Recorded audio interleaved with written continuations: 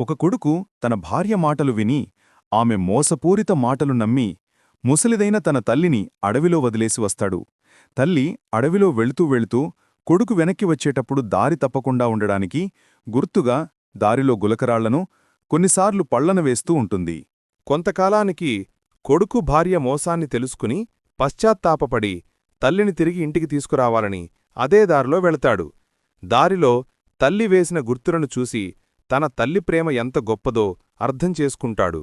అడవిలో కొడుకు కొంత దూరం వెళ్ళగానే చెట్టుకు ఆనుకొని స్పృహలేకుండా కూర్చాని ఉన్నా తన తల్లి కనబడుతుంది.